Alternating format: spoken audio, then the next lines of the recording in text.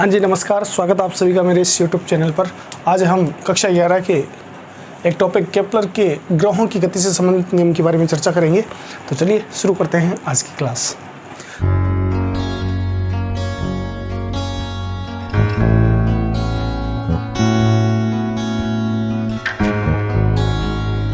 देखिए, जो केपलर था उसने कोई भी ग्रह जो वो सूर्य के चारों ओर जब चक्कर लगाता है तो उसने इस संबंध में 3 नियम दिए, ठीक है।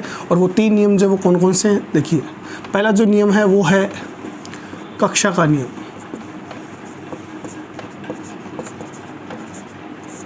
दूसरा जो नियम है वो है क्षेत्रफल का नियम। और जो तीसरा नियम है वो है आवर्त काल का नियम। ये 3 नियम को हम बारी बारी से पढ़ेंगे और देखेंगे कि ये तीनों नियम जो वो क्या होते हैं और इनका व्युत्पन्न किस प्रकार से होता है। तो पहले अपन बात करते हैं कक्षा के नियम की, ठीक है। हाँ जी, अब देखिए अपने पास जो कक्षा का नियम है वो क्या कहता है। केपलर का जो प्रथम नियम है यानी कक्षा का नियम, केपलर के अनुसार जब कोई भी ग्रह सूर्य के चारों ओर जब चक्कर लगाता है तो वो दीर्घवृत्ताकार कक्षा में चक्कर लगाता है और सूर्य जो वो उसकी किसी एक नाभि पर स्थित होता है। इसे अपन डायग्राम के थ्रू समझते हैं। हाँ जी, तो देखिए हम बात कर रहे थे कक्षा के नियम की और ये जो नियम है वो क्या कहता है। ये नियम कहता है कि जब कोई भी ग्रह सूर्य के चारों ओर चक्कर लगाता है तो वो उसकी जो कक्षा होती है वो कैसा होता है, दीर्घवृत्ताकार होता है और सूर्य जो है वो इसकी किसी एक नाभि पर स्थित होता है। यहाँ जो ये वाली जो लंबाई है इसे बोला जाता है दीर्घ अक्ष और इसे हम डिनोट करते हैं 2a से। और ये वाली जो लंबाई है इसको हम कहते हैं लघु अक्ष और इसको हम दिखाते हैं 2b से। तो इसमें कुछ ज़्यादा समझने वाली बात है नहीं, तो मैं आपके लिए ये कक्षा का नियम जो वो लिख देता हूँ जी। तो देखिए हम बात कर रहे थे केपलर के ग्रहों की गति से संबंधित नियम के बारे में और पहला नियम जो वो कहलाता है कक्षा का नियम। और ये नियम क्या कहता है, ये नियम कहता है कि इस नियम के अनुसार ग्रह जो है वो सूर्य चारों ओर दीर्घवृत्ताकार कक्षा में चक्कर लगाते हैं और सूर्य जो वो इनकी किसी एक नाभि पर स्थित होता है। क्योंकि ये दीर्घवृत्ताकार कक्षा है तो आप देखेंगे कि जो P2 बिंदु है वो सूर्य के नज़दीक स्थित होता है, इसलिए इसको बोलते हैं निकट बिंदु या इसको उपसौर भी कहा जाता है। और जो P1 बिंदु वो सूर्य से क्या होता है, दूर स्थित होता है, इसलिए इसको क्या बोला जाता है, दूरस्थ बिंदु या अपसौर भी बोला जाता है। तो आई होप कि आपके लिए ये पहला नियम जो बड़ा आसान रहा होगा। तो चलते हैं अपन दूसरे नियम की तरफ। हाँ जी, अब जो हम पढ़ेंगे दूसरा नियम वो है क्षेत्रफल का नियम। तो देखिए ध्यान से समझिएगा कि क्षेत्रफल का नियम होता क्या है। तो केपलर के अनुसार क्षेत्रफल का नियम ये कहता है कि इस नियम के अनुसार ग्रह को सूर्य से मिलाने वाली रेखा समान समय अंतराल में समान दूरी तय करती है, यानी क्षेत्रफल जब वो समान होता है। देखिए इस डायग्राम में देखिए, जैसे मान लीजिए कि सपोज कीजिए कि वो ग्रह जब वो यहाँ पर था और t समय में वो यहाँ आ गया, यानी P1 से P2 तक आ गया, तो ये वाला जो क्षेत्रफल है, ठीक है।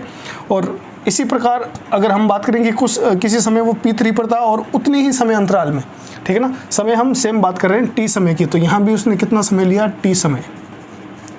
तो इसका मतलब ये है, ये नियम क्या कहता है कि t समय में यहाँ जो क्षेत्रफल घेरा गया है और t समय में यहाँ जो क्षेत्रफल घेरा गया है वो क्या रहेगा, एक समान रहेगा। तो ये नियम क्या कहता है कि इस नियम के अनुसार ग्रह को सूर्य से मिलाने वाली रेखा समान समय अंतराल में समान दूरी तय करती है। इसको हम ये भी कह सकते हैं कि जो क्षेत्रीय चाल है वो क्या रहती है, नियत रहती है, ठीक है। और इस क्षेत्रीय चाल को हम किससे दिखाएंगे, dA/dt से। तो dA/dt जब वो क्या होगा, L/2m, और इसी को हम क्या कहेंगे, ये क्या रहता है, कांस्टेंट रहता है। अब हम क्या करेंगे भाई, यहाँ पर हमें इस क्षेत्रफल का जो नियम है इसको हमें व्युत्पन्न करना पड़ेगा, इसको सिद्ध करके दिखाना पड़ेगा और ये एग्जाम में पूछा भी जाता है। यहाँ देखिए L जो वो है कोणीय संवेग। देखो एक तो होता है रेखीय संवेग, रेखीय संवेग जब वो सररेखीय गति से संबंधित होता है और कोणीय संवेग जब वो कोणीय गति से, यानी जब कोई वस्तु वर्ताकार पर या दीर्घवृत्ताकार कक्षा पर यूं घूर्णन गति करती है तब वहाँ पर जो भौतिक राशि काम में ले जाती है उसे कोणीय संवेग कहते हैं। और ये कोणीय संवेग जब वो एक्चुअल में होता क्या, R क्रॉस P होता है, ठीक है ना। तो ये हो जाएगा mvr और v की जगह आप जानते हो कोणीय वेग और रेखीय वेग में संबंध होता है और इसको v की जगह अपन क्या लिख सकते हैं, r ओमेगा। ओमेगा क्या है, कोणीय वेग। ओमेगा क्या है, कोणीय वेग, ठीक है। और m क्या है यहाँ पर, ग्रह का द्रव्यमान।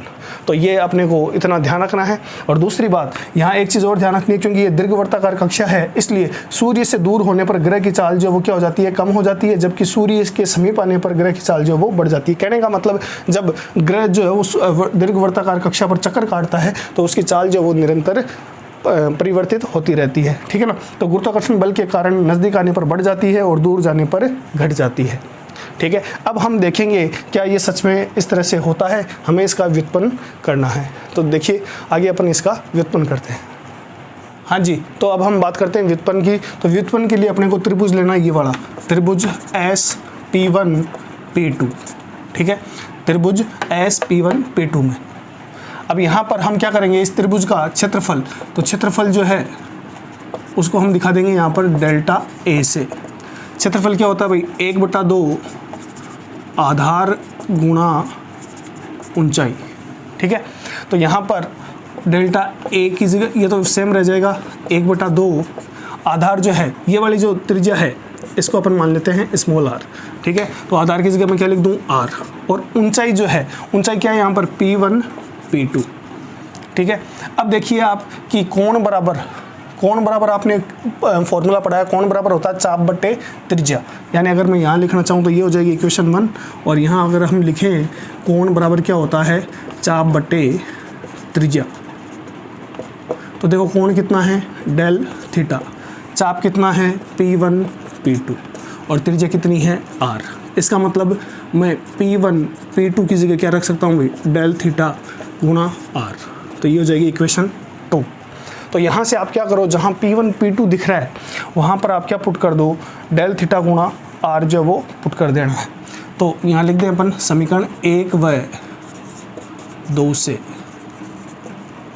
तो ये क्या जाएगा आपके पास, डेल A बराबर 1/2 r गुणा डेल थीटा, और साथ में क्या जाएगा भाई, ये हो जाएगा r, ठीक है। अब देखो अपने को क्या करना है, इस समीकरण में दोनों तरफ समय का भाग लगा देना है। तो समीकरण 3 को डेल t से दोनों तरफ भाग देने पर क्या जाएगा भाई, यह आ जाएगा अपने पास delta A by delta t, और यहाँ क्या बन जाएगा 1/2 r, और r क्या हो जाएगा r², और ये हो जाएगा del theta by del t, ठीक है। अब देखिए अपन इसको आगे करते हैं। तो मैं इस डायग्राम को एक बार जो वो मिटा देता हूँ भाई। हाँ जी, तो ये हो गई अपने समीकरण नंबर 4। अगर इसको हम लिमिट लगा दें, यानी इस तरह से लिखें, limit delta A by del t बराबर कितना आ जाएगा, 1/2 r² del theta by del t। यहाँ भी क्या लगानी है, लिमिट लगानी है, limit del t tends to 0, यानी इसकी वैल्यू क्या है, बहुत कम है। तो इसको हम कैसे लिख सकते हैं, dA बाई dt बराबर 1/2 r² d theta by dt। अब देखिए ये जो कोणीय विस्थापन, ये थीटा क्या है, कोणीय विस्थापन। कोणीय विस्थापन में समय के सापेक्ष परिवर्तन की दर जो वो होता है कोणीय वेग। तो इसका मतलब यहाँ पर हम क्या लिख सकते हैं, dA बाई dt बराबर 1/2 r², ये हो जाएगा ओमेगा, ठीक है। अब देखो अपने को क्या लाना है, अपने को लाना है dA बाई dt बराबर L/2m, ठीक है।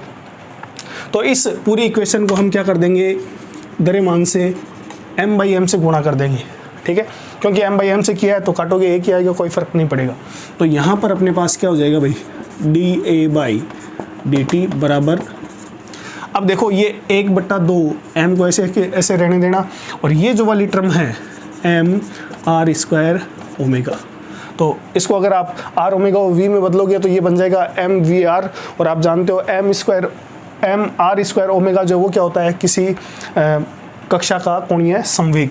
तो ये बन जाएगा आपके पास dA बाई dt बराबर 1/2 m, और m r² ओमेगा, इसको हम क्या लिख सकते हैं,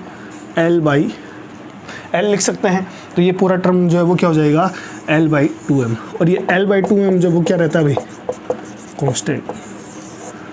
तो यही क्या था हमारे जो दूसरा नियम था उसका व्युत्पन्न।